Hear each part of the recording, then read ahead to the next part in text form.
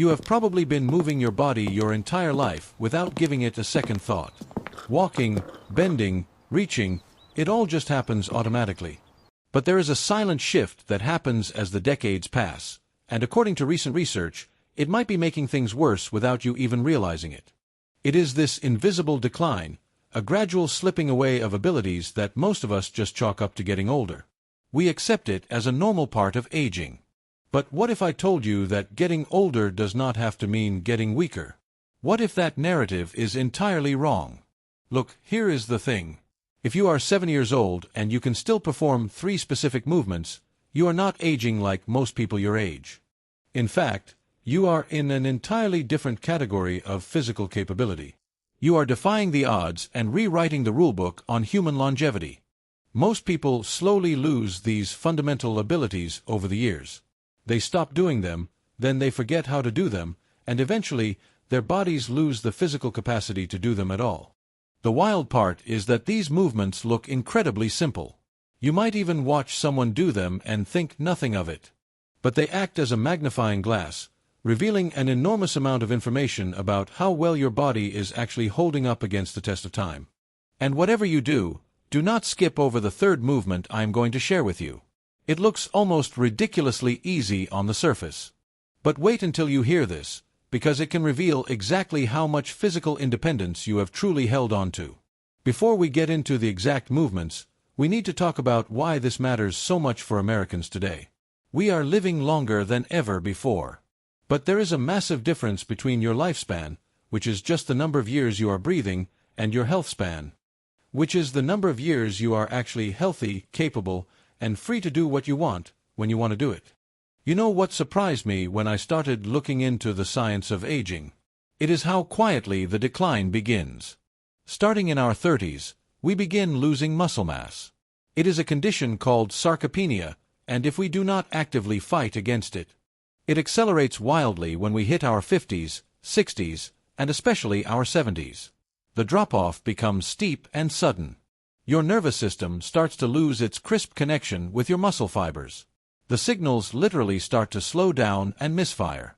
Your fast-twitch muscle fibers, the ones responsible for catching you if you trip, start to shrink and disappear completely.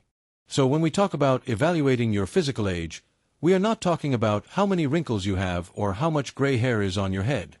We are talking about whether your brain and your muscles can still communicate effectively enough to keep you safe and independent in the real world.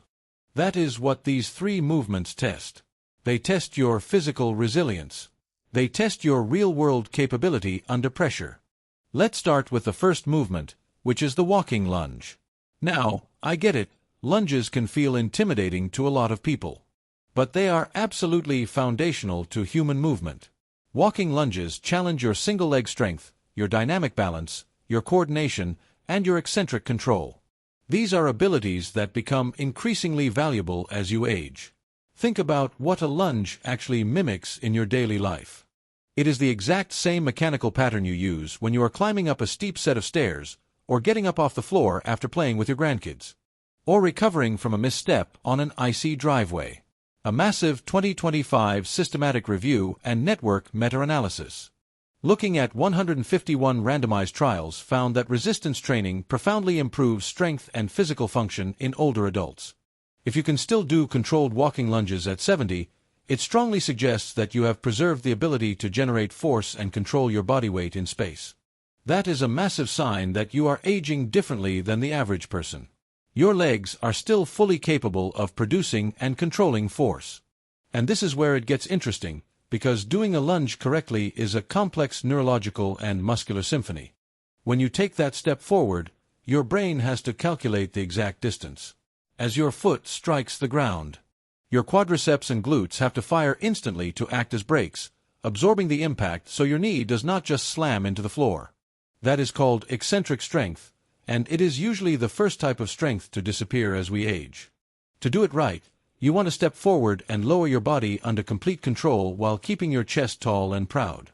You have to keep your front knee relatively aligned with your toes, preventing it from caving inward, which protects your joints. Then, you push powerfully through your front foot to stand back up and step forward into the next repetition.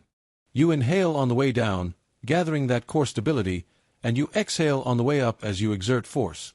Now, if you are listening to this and thinking that regular walking lunges are completely out of the question for you right now, please do not panic. The beauty of the human body is its ability to adapt at any age if you give it the right stimulus. If walking lunges are too difficult, you can start by holding onto a sturdy support, like a heavy chair or a kitchen counter. You can begin with stationary reverse lunges, where you step backward instead of forward. Stepping backward is often much kinder to the knee joint, because it keeps your shin vertical and places more of the workload onto your glutes and hamstrings, the powerhouse muscles. The goal is to eventually aim for 2 sets of 8 to 10 repetitions per leg. It is not about rushing through them or doing them perfectly on day 1. It is about demanding that your nervous system and your leg muscles start talking to each other again, reopening those communication lines. When you fight to keep that movement pattern alive, you are literally fighting for your future independence. You are ensuring that you will not be the person who gets stuck in a low chair, unable to stand up without someone pulling you by the arms. Moving on to the next exercise, we have the classic push-up. I know what you might be thinking. You probably associate push-ups with high school gym class or military boot camps. But push-ups are not just about building a big chest. In fact, thinking of them as just a chest exercise completely misses the magic of what they actually do for an aging body. A push-up is essentially a moving plank. It challenges your arms, your shoulders, your trunk, and your overall upper body strength and endurance all at the exact same time. It forces your core to lock in and stabilize your spine while your upper extremities do the heavy lifting. Here is what most people do not realize about upper body strength as we get older. We focus so much on our legs because they get us around. But our upper body is our shield.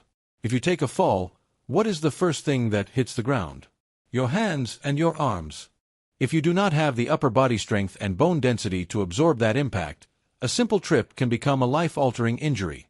There was a fascinating JAMA Network open study of over 1,100 active men that found that higher push-up capacity was strongly associated with a lower risk of experiencing a cardiovascular event. A stronger upper body linked to a stronger heart.